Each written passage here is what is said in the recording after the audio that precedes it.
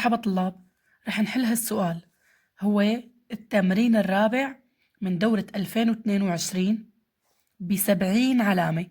الطلب الأول 35 علامة والطلب الثاني 35 علامة كمان. شوفوا هذا السؤال من الوحدة الرابعة هندسة، تمام؟ هلأ وقفوا الفيديو شوي، نقلوا نص السؤال على ورقة لحالة وبعدين كفوا معي طريقة الحل.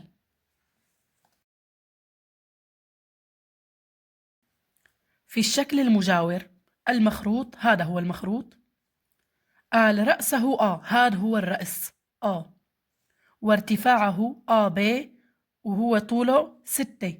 هذا الارتفاع، شوفوا الارتفاع، هذا هو الارتفاع. شوفوا بشكل لي زاوية قائمة مع نص قطر الدائرة التحتانية، وقاعدته دائرة التي مركزها ب. هلأ مركز الدائرة هي اللي تحتانية هون، مركز القاعدة يعني هو ب. نصف قطرها شوفوا ب س طوله 3. المطلوب الطلب الأول احسب الطول س، بده س. شوفوا إذا لاحظنا عندي هاد مثلث، لون لكم إياه. هذا المثلث شو نوعه؟ قائم الزاوية. وين قائم؟ هون. وعندي طول ضلعين، فبقدر احسب طول الضلع الثالث حسب مبرهنة فيثاغورس. وبعدها بده طانجنت سي بي، يعني بده طانجنت أي زاوية؟ بده طانجنت الزاوية سي بهذا المثلث قائم الزاوية. الطانجنت هي المقابل على المجاور، فبتصير 6 على 3 ويساوي 2. تعالوا نشوف طريقة الحل. قبل ما بلش بالحل يا شباب رح فرجيكم المخروط على الواقع. هذا هو المخروط، شوفوا هذا رأسه، هذا الرأس. مثل هون بمسألتي الرأس نسميه لي يا طيب قاعدة المخروط هي قاعدة المخروط. القاعدة عبارة عن شو؟ عن دائرة. ثواني فرجيكم.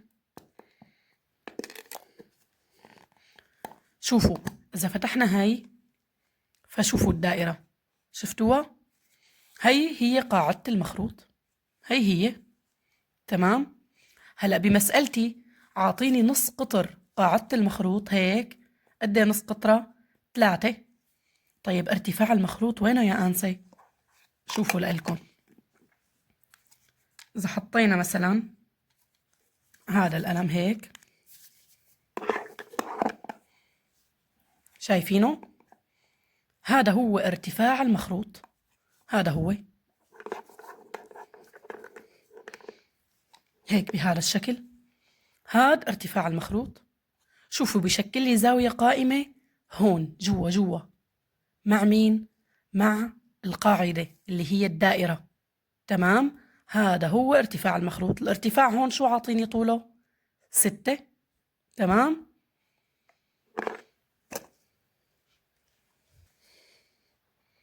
هي سؤال دورة 2022 التمرين الرابع ب75 أو عفوا ب70 درجة. هذا ب70 درجة. عندي طلبين. الطلب الأول بدي أحسب الطول قاسي، مثل ما اتفقنا نحسبه بحسب مبرهنة فيثاغورس.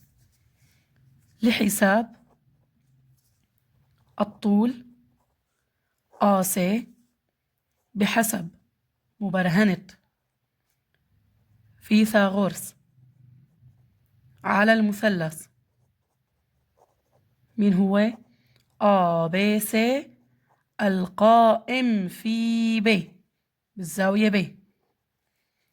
منقول الوتر للتربيع س للتربيع يساوي مجموع مربعي الضلعين القائمين ب للتربيع زائد ب س للتربيع. الوتر هو أنا بدي إياه، يساوي ب طوله 6 وللتربيع زائد الب س 3 للتربيع.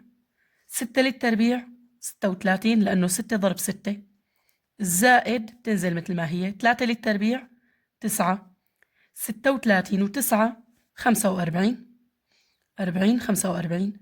معناته الAC للتربيع طلعت 45. أنا بدي AC فبجذر الطرفين، بالجذر نجد الAC تعطيني جذر 45. تعالوا نظبط شكل 45. بدي الاقي عددين، واحد بقدر اجذره وواحد ما بعرف اجذره. 9 ضرب شو؟ 9 ضرب 5 بيعطيني 45. بوزع الجذر للأول للثاني، جذر 9 ضرب جذر 5 ويساوي جذر 9 هي 3، الضرب بستغني عنه فبتصير 3 جذر 5، وهذا هو طول القاسة. تمام شباب، لأنكم تستخدموا ببرهنة فيثاغورس 10 علامات، تعويض 5 النتيجة 5، يعني إنه حسبتوا هي القاسة. هلأ بدنا نحسب طانجنت القاسة ب، هذا الشطر الثاني من السؤال الأول. فطانجنت القاسة ب يساوي، رح رجعكم شوي للمسألة. شوفوا هون يا جماعة، بده طانجنت الزاوية س بالمثلث هذا القائم الزاوية ب، فهي المقابل على المجاور. مين المقابل؟ AB. مين المجاور؟ BC. ومنعوض المقابل AB والمجاور لهي الزاوية CB ويساوي 6 على 3 ويساوي 2.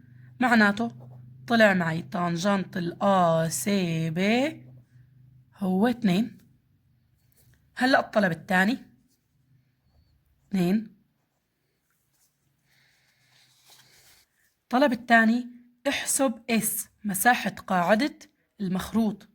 ايوه طيب قاعدة المخروط شو هي؟ دائرة، ليكو من شوي حكينا عنها. هذا هو المخروط، قاعدته اللي هي هيك كلياتها. القاعدة هي عبارة عن شو؟ دائرة.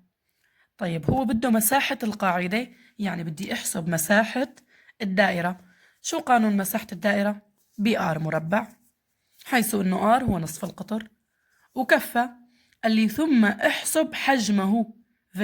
حجم مين؟ حجم المخروط. شو قانون حجم المخروط؟ V يساوي تلت مساحة القاعدة بالارتفاع. طبعا هون لأنه تكتبوا تانجنت الزاوية هي المقابل على المجاور 5 علامات، وللنتيجة 5 درجات. مساحة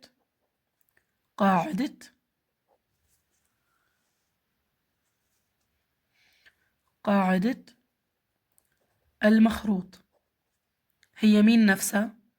مساحة الدائرة. معناته S يساوي BR مربع ويساوي B نصف القطر نشوي شفناه 3 وللتربيع. معناته B ضرب 9، B ضرب 9 9B. وهي حسبنا مساحة القاعدة. هلأ بده حجم المخروط. نحن بنعرف حجم المخروط يساوي ثلث مساحة القاعدة ضرب الارتفاع. بالعلاقات طبعا V يساوي تلت S بH. تعالوا نعوض. V يساوي تلت. طيب الS هي المساحة مو حسبناها من شوي؟ شو طلعت؟ 9B. فورا بعوضها 9B ضرب الارتفاع 6. هلأ بنختصر 6 مع 3 بيبقى 2 عند الكبير يساوي، بقي معي 9B ضرب 2 ويساوي 18B. معناته الحجم شو طلع معي؟ 18B. توزيع العلامات. لقانون المساحة 5 علامات، النتيجة 5. هون لقانون الحجم 5 علامات، التعويض هون 10 والنتيجة 10. وهيك عندي صار هاد السؤال الثاني عليه 35 علامة، والسؤال الأول عليه 35 علامة، فصاروا 70. اكتبوا لي بالتعليقات إذا حابين حللكم شي سؤال دورة. بالتوفيق إن شاء الله، والسلام.